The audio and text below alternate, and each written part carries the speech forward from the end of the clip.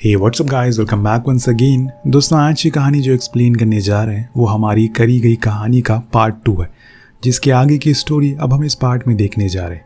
पिछले पार्ट में हमने देखा था कि एक अमेरिकन फैमिली जो कि सैन डिएगो जा रही थी, लेकिन बीच में वो एक गलत टर्न ले लेती है और पहुंच जाती है एक ऐसे एरिया में जहां पर आज से कई साल पहले अमेरिका ने हजारों तरह के परमाणु बम टेस्ट किए थे, जिसके बाद उसका नाम पड़ गया एरिया 51।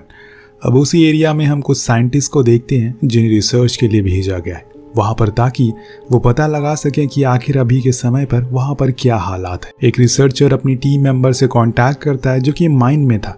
वहां पर कुछ डमीज रखे हुए थे जिन्हें देखकर वो बहुत ज़्यादा डर जाता है। उसका कांटेक्ट भी नहीं होता, इसीलिए वो इंसान उस जगह का रिसर्च मैनेजर से बात करता है जो कि उसी एरिया के पास में ही था, लेकिन वो भी कुछ खास बता नहीं पाता। और तभी उसके सामने एक कैनिबल आ जाता है जो कि सांप को खा रहा था, जिसे देखकर वो बहुत घबरा जाता है। लेकिन वो कैनिबल उसे कुछ कहता नहीं है, बल्कि वहाँ से जाने को कहता है। इसीलिए वो अपनी जान बचाकर जाने ही वाला था कि तभी पीछे से एक और कैनिबल आकर उसके सर के 2 हिस्से कर देता है। वहीं दूसरी ओर माइन पर उस बंदे की भी कोई 2 हिस्से कर देता है। इधर जब उसकी चीख सुनकर कॉलोनियल उसकी ओर बढ़ते हैं तो उसके ऊपर भी पीछे से कोई वार करता है, उन्हें खाई में ढकेल देता है। तीनों ही लोगों की बहुत ही बेरहमी से मार दिया जाता है। लेकिन आखिर ये लोग क्या करने आए थे, क्योंकि यहाँ पर तो किसी भी प्रकार का मूवमेंट बैन था। क्या इन्हें यहाँ पर कुछ कीमती चीज़ की तलाश थी? चलिए जानते हैं। सीन शिफ्ट होता और हम एक आर्मी ग्रुप को देखते हैं जो इस एरिया में कहीं पर ट्रेनिंग कर रहे हैं, जिसके कैप्टन है सर्ज। वो सभी को सिखा रहे हैं कि कैसे उन्हें किसी भी टाउन में अच्छे और बुरे लोगों को पहचानते हैं। पर पहली बारी उनकी टीम फेल हो जाती है, इसीलिए सभी अपनी कैंप की ओर ले जाते हैं। पर बीच में इन्हें सेक्टर 16 के सोल्जर को कुछ सप्लाईज डिलीवर करनी थी, इसीलिए वहां रुक कर जाते हैं। पर इत्तेफाक की बात ये थी कि वो पूरा कैंप खाली था, एक भी इंसान वहां मौजूद नहीं था।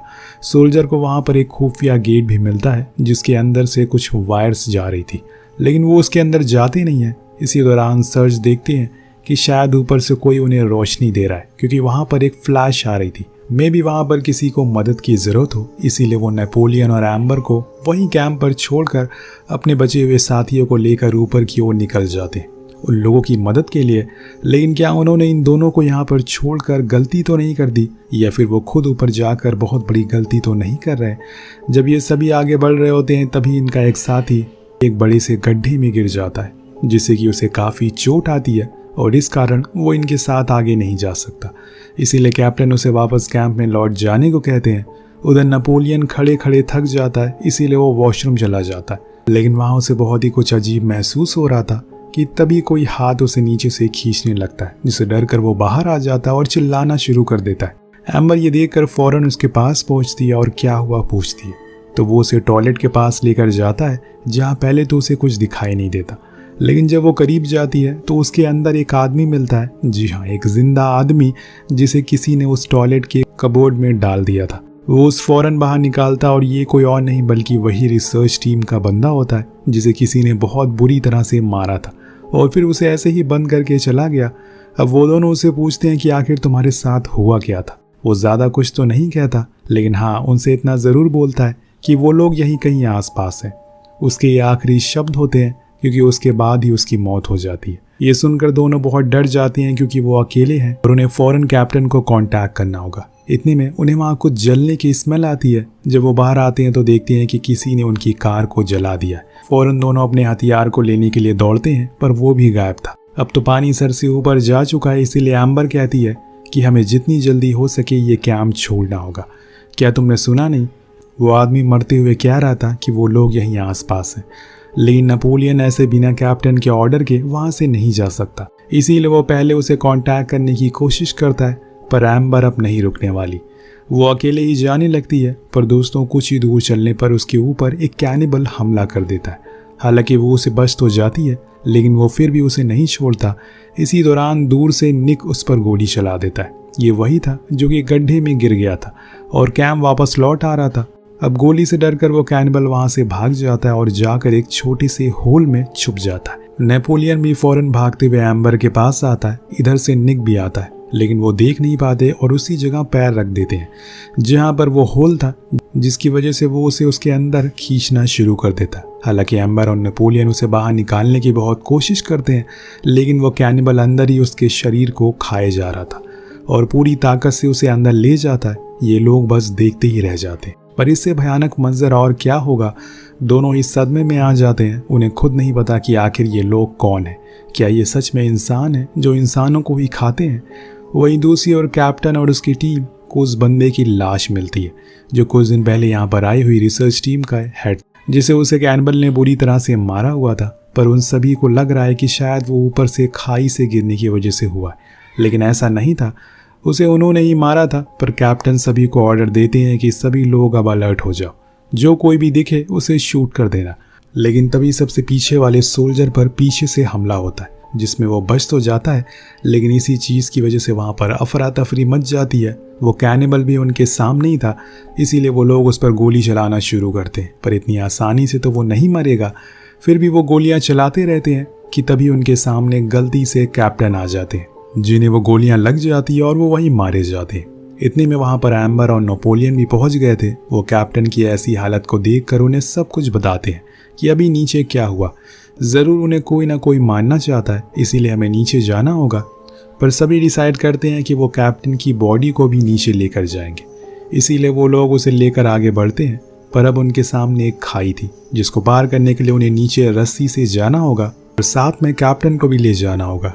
इसीलिए सबसे पहले एक सोल्जर उन्हें खुद से बांध लेता और फिर धीरे धीरे करके नीचे उतरना शुरू करता है कि तभी उनकी रस्सी टूट जाती है और वो नीचे जाकर गिरता है, जिसकी वजह से उसकी मौत हो जाती है। अब सभी लोग उस बंदे पर बहुत गुस्सा करते हैं जिसने रस्सी पकड़ी थी, लेकिन वो उन्हें रस्सी का वो हिस्सा दिखाता है जो टूटने की वजह से नहीं बल्कि काटने की वजह से हुआ था। ज़रूर किसी ने उस रस्सी को काटा है नीचे से, इसीलिए ऐसा हुआ। यानी कि अब इनके लिए खतरा और भी बढ़ चुका है, इसीलिए ये लोग रस्सी का सहारा ना लेते हुए खुद ही पैदल नीचे जाने लगे और एक दूसरे का सहारा भी बनते हैं, क्योंकि इस समय टीम की ज़रूरत है। कुछ दूर जाने पर उन्हें किसी की आहट सुनाई देती है, इसीलिए वो लोग उसे फॉलो करते हैं, जहाँ उन्हें कॉलोनल मिलते हैं जो कि खाई में गिर गए थे उस कैनिबल के हमले के बाद। वो सभी उन्हें ऐसी हालत में देखकर बहुत डर जाते हैं और पूछते हैं कि आखिर उनकी हालत किसने की। तो कॉलोनल बताते हैं कि ये वही लोग हैं जो यहाँ पर बरसों से रह रहे हैं, लेकिन अब वो शैतान बन चुके हैं इस रेडिएशन की वजह से। उनके अंदर इंसानों जैसा कुछ भी नहीं है। तो एम्बर पूछती है कि आखिर हम यहाँ से कैसे बाहर निकले। इसके जवाब में कॉलोनल बताते हैं कि यहाँ से बाहर निकलने का एक ही रास्ता है और वो है माइन, लेकिन वहाँ जाने का कोई भी फायदा नहीं है, क्योंकि तुम लोगों को ढूंढ ढूंढ कर वो मार डालेंगे और जो लड़कियां हैं उन्हें वो अपनी बेटी के लिए बचा लेंगे। जब नेपोलियन पूछता है कि आखिर हम क्या करें बचने के लिए, तभी वो खुद को शूट कर लेते हैं और यही उनका जवाब था। इतनी दर्दनाक मौत से बेहतर है कि खुद को एक आसान मौत दे दो, लेकिन ऐसा हर कोई तो नहीं कर पाएगा। इंसान की फितरत है कि वो कोशिश ज़रूर करता है। यहाँ ये लोग भी यही डिसाइड करते हैं, उन्हें किसी भी हाल में यहाँ से बाहर निकलना है। इन्हें यहाँ पर चलते चलते अब कई घंटे बीत चुके हैं, इसीलिए सभी थोड़ा आराम करते हैं। हम एम्बर और मिसी को देखते हैं जो साथ में बैठी हैं। वो एम्बर को समझाती है कि सब कुछ ठीक हो जाएगा, तुम्हें घबराने की ज़रूरत नहीं है। लेकिन तभी उनके पीछे से एक कैनिबल आता है जो उन्हें ऐसे अकेले देखकर फ़ायदा उठाना चाहता था। लेकिन तभी दोस्तों सभी सोल्जर बाहर निकल आते हैं और उसे गोलियों से भून डालते हैं। दरअसल ये उनका एक प्लान होता है जो कि सब सफल भी हुआ था, लेकिन एक के मानने से कुछ नहीं होगा, क्योंकि न जाने यहाँ पर कितने सारे वो हैं और किसी को ये बात नहीं पता। इसीलिए बेहतर है कि लड़ने का ना सोचकर यहाँ से जिंदा बाहर निकलने का सोचना चाहिए। और सबसे बड़ी बात यह है कि ये उनका घर है, इसीलिए इस जगह को वो ज़्यादा अच्छे से जानते हैं। और इसी दौरान इन्हें पता भी नहीं चलता उधर कोई आकर पीछे से मिसी को उठाकर ले जाता है। जब वो चीखती है तब इन्हें फाइनली पता चलता है कि उसे कोई ले गया, इसीलिए फ़ौरन उसकी ओर जाते हैं जहाँ इन्हें वही माइन का दरवाज़ा मिलता है जिसके अंदर सभी घुसते हैं। लेकिन पूरा अंदर जाने से एक सोल्जर मना करता है। उसका कहना था कि वो ऐसे खुद की मौत को दावत दे रहे हैं, उन्हें उजाले में यहाँ से बाहर निकलने का सोचना चाहिए। इसीलिए वो बाहर आ जाता है और खुद ही पहाड़ के नीचे जाने लगता है कि तभी एक होल से वो कैनिबल बाहर आता है और उसका हाथ ही काट लेता है, जिससे वो नीचे जाकर गिरता और फिनिश हो जाता है। इसीलिए कभी कभी दूसरे को भी सुन लेनी चाहिए, वरना आपके भी एल लग सकते हैं जैसे इसके लग गए। इधर अब सभी बंदे आगे की ओर बढ़ रहे होते हैं कि अंधेरा होने की वजह से नेपोलियन और एम्बर पानी में गिर जाते हैं और बहते हुए ये लोग आगे निकल जाते हैं, जिससे कि ये दोनों ही अपने साथियों से अलग हो जाते हैं। इन्हें अब कहाँ जाना है कुछ पता नहीं है। एक तो वहाँ पर पहले से इतना अंधेरा है, उधर हम मिसी को भी देखते हैं जिसको एक कैनिबल उठा कर लाता है, उसके साथ ज़बरदस्ती करना शुरू कर देता है, लेकिन मिसी उसकी ज़बान काट लेती है। पर वहाँ पर एक और था जो उसे घायल होने पर खुद आ जाता है और अब मिसी चिल्लाना शुरू करती है, जिससे कि उसके और उसके साथी की आवाज़ वो सुन लेते हैं। इसीलिए वो नेपोलियन और एम्बर वहाँ पहुँच जाते हैं और उसे भून देते हैं। लेकिन जो पहले से वहाँ पर कैनिबल मौजूद था वो उस पर हमला कर देता है, लेकिन एम्बर उसकी आंख निकाल लेती है, जिसके बाद नेपोलियन उसके सर को पत्थर से कुचल कर मार डालता है। अब यहाँ पर हम एक अंधे कैनिबल को भी देखते हैं जिसे कुछ दिखाई तो नहीं दे रहा था, लेकिन हाँ वो महसूस सब कुछ कर सकता है। इसीलिए वो इन दोनों की ओर बढ़ना शुरू करता है, पर ये उसे बचने के चक्कर में जाकर एक बेसमेंट में गिर जाते हैं, जहाँ पर इनका सामना एक और कैनिबल से होता है जिसका नाम है हैंसल। और इसे हमने कहानी की शुरुआत में देखा था, पर वो उन्हें कुछ करता नहीं है क्योंकि वो किसी को बेवजह नहीं मारता। इसीलिए वो उनसे कहता है कि तुम लोग यहाँ पर सेफ हो। उधर हम उस अंधे वाले को देखते हैं जो कि लगातार अंधाधुंध गोलियां चला रहा था, जिसका फ़ायदा उठाकर वो दोनों उसे भी ख़त्म कर देते हैं। उसके बाद एम्बर उन्हें अपने पास बुला लेती है और फिर वो हैंसल से कहती है कि उन्हें यहाँ से बाहर निकलना है कैसी भी करके, क्या कोई रास्ता है वो जो बता सकता है। तो वो हाँ में जवाब देता है और उन्हें अपने साथ ले जाता है। आगे जाकर उन्हें एक रूम दिखाई देता है जो इन कैनिबल का फ्रिज था, जहाँ पर सिर्फ इंसानों की लाशें थी, उनके कटे हुए पार्ट्स थे और कुछ तो इनके खुद के साथी थे। और इसी दौरान इनके एक और साथी की भी मौत हो जाती है क्योंकि वो पहले से ही घायल था। तभी एम्बर को याद आता है कि उन्होंने मिसी को तो अंदर ही छोड़ दिया है। वो अंदर जाने को कहती है लेकिन जॉन मना करता है, पर वो दोनों ऐसे उसे मरने के लिए तो नहीं छोड़ सकते। वो उसे बचाने के लिए वापस जाते हैं। इधर जॉन को एक जगह पर कुछ बॉम्ब मिलते हैं जिन्हें देखकर वो बहुत खुश होता है और ले जाने लगता है, पर यह भी उनकी एक चाल थी क्योंकि उसे एक वायर कनेक्ट था जो आगे जाते ही एक्टिवेट हो जाता है, जिससे कि वहाँ एक ज़ोरदार धमाका होता है और उसके चीथड़े उड़ जाते हैं। उधर वो दोनों अभी भी आगे की ओर बढ़ रहे थे। उन्हें फ़ौरन मिसी को ढूंढना है। बीच में उन्हें कॉन्फ्रेंस रूम जैसा कुछ दिखाई देता है जहाँ पर हमने शुरुआत में एक रिसर्च वाले बंदे को देखा था।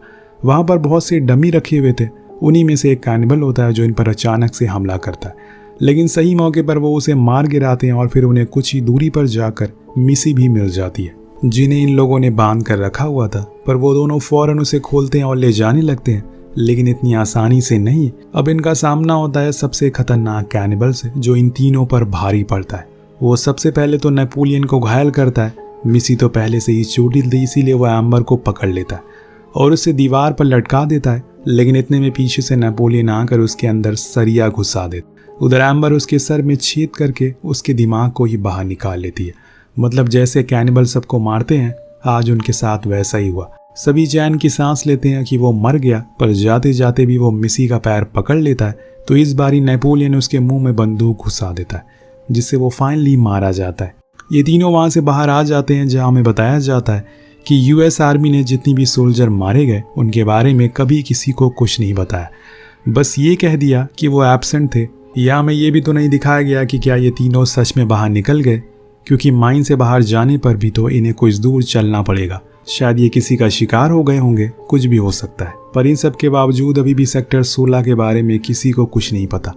आखिर में हम किसी को देखते हैं जो इन तीनों के ऊपर से नज़र रखे हुए था।